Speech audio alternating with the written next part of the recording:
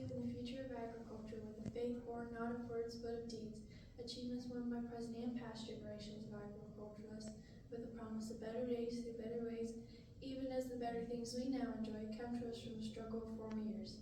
I believe that to live and work on a good farm or to be engaged in other agricultural pursuits is pleasant as well as challenging, for I know the joys and discomforts of agricultural life and hold an inborn fondness for those associations which, even in hours of discouragement, I cannot deny.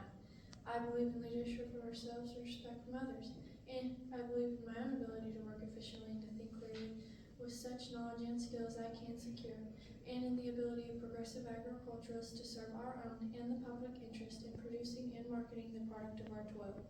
I believe in less dependence on begging and more power in bargaining, in a life abundant and enough honest wealth to help make itself for others as well as myself, and in less need of charity and more of it when needed, in being happy myself and playing square with those whose happiness depends upon me. I believe that American agriculture can and will hold true to the best traditions of our national life, and that I can exert an influence in my home and community that will stand solid for my part in that inspiring task. All right, Mesa. Could you describe the line that says, "With a faith born not of words but of deeds"? Like actions? How do you want me to describe? Yeah, just what does that mean to you? Oh, like it's like you put your faith into something, not like you say something and you hold to it, not like you do something and it's like you have to say it to do it.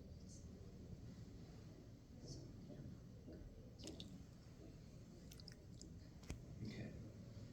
So thinking about like engaging yourselves with agricultural pursuits, what are you doing currently that involves yourself with agriculture? Well, I have 36 chickens. We have a farm. We have like 12 horses. I have a dog. She's got puppies. I don't know Good. lots of stuff with cattle.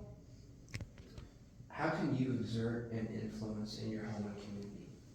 I give stuff and help people, like give my experience to people, help people.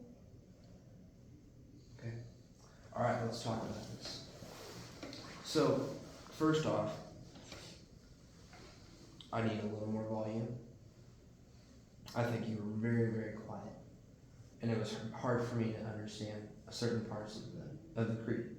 The good news is that your memorization was great. You didn't miss a word. I would slow down your pace, and I think a lot of that. Is this your first time giving the creed? Yeah. A lot of that is nerves, and it will get better over time. Just the more practice that you get with it. I totally understand that. I said the creed when I was a freshman too. That's what I did when I was a freshman. Add more emotion, and just here in a second, I'll talk to you about ways you can do that. There are some really good techniques that you can use to do that. As far as questions, so like for the first question, when I say describe what a line means, you did, and that's what I was looking for. I wanted you to say that something like actions speak more loud than words. Now, here's the thing. I didn't ask you why you believe that, did I? But it's a good rule of thumb in these questions to provide an example, like to illustrate that claim that you made. And so the second question you answered was really good. You told me, how are you involved? You gave me several examples. If there's one that's really special to you, you might illustrate why that is so important and why your involvement in that is so important to you. And then the last question, talking about community and how you can exert an influence, like come up with an example that you can think of. Like what's something in the past that you've done? What is something currently or in the future that your chapter is going to do for community service? Like those are. I do ag on the move. You do ag on the move? Like ag education. I teach in classrooms like the DAR ag subject. Yeah, it's not DAR, but then I do NCA. Yeah, that's perfect. Those are great examples. So just think about some little stories and examples for these questions. And I'll say this about questions, like every example you use, they don't have to be about you. If you, for that first question, like if you can think of somebody other than yourself that that demonstrates their actions because of something that in which they believe, like their faith in something, that's a great example. But if you have something great too, I'd use it as well. So that's just how navigate through questions. Those are tough because you don't have the questions ahead of time. There are resources online, like you can Google creed questions, and there's like 100 creed questions, and they are literally like pieces and segments of the creed. Describe this line. What does this line mean to you? How can you? Should you? Just stuff like that. Like I remember my freshman year, I got a question about what does the word toil mean.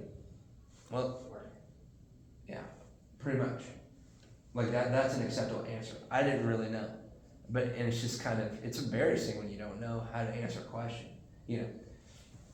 So just knowing and preparing yourself in advance is always a great idea. For more emotion, so I'm going to read the second line of the creed, and I want you to tell me where my emotion varied, why do you think it varied, and where my expression changed on my face, okay? I believe that to live and work on a good farm or to be engaged in other agricultural pursuits is pleasant as well as challenging.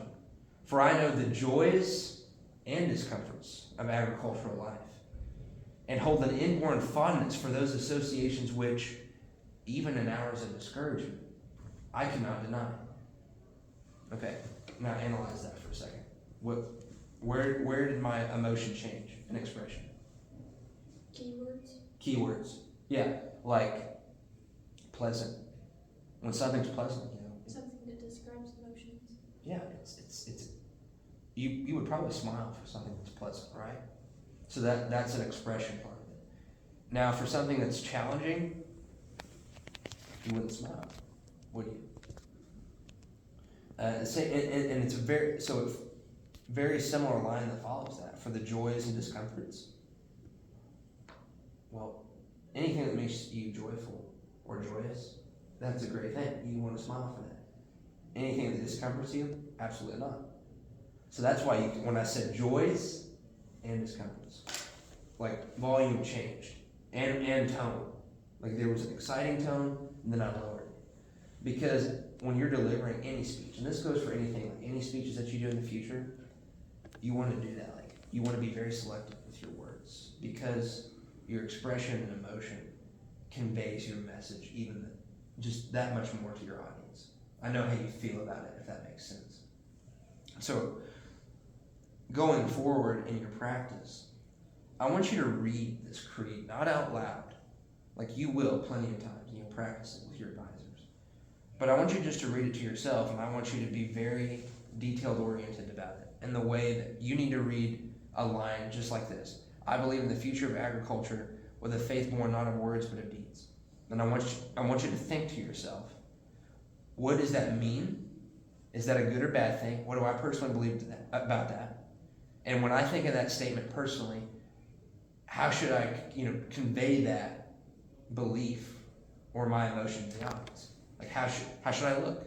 How should my tone be? And I would do that with every little segment